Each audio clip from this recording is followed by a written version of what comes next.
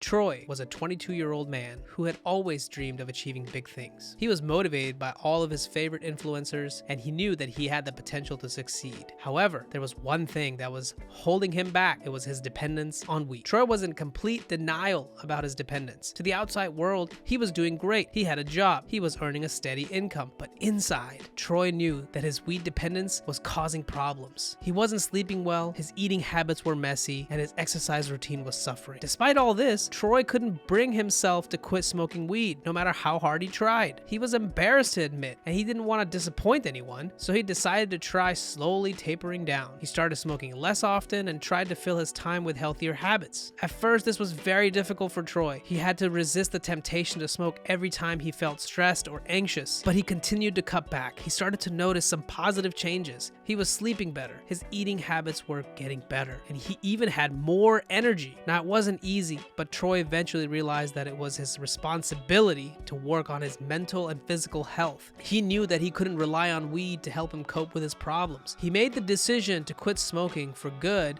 and focused on building a healthy, balanced lifestyle. In the end, Troy was proud of himself for making the change. He knew that it wasn't going to be easy, but he was determined to overcome his dependence and live a happier life, a healthier life, no matter what it took. Now, I know many people watching this can relate to Troy's story because the weed culture often looks down on people who can't handle the smoke. It can be intimidating to admit that you actually have a problem when everyone around you is telling you that weed is not addicting, especially when you see that other people are enjoying this substance without negative consequences for themselves. However, as Troy's story shows, it's important to take control of your own health and your own well-being and seek help if you need it. Fuck all these other people. The one thing that you can do is make a plan on how you're going to reduce your substance use and address your dependence. You need to have a plan. You can't just do it all of a sudden one day and have no clue how it's going to go.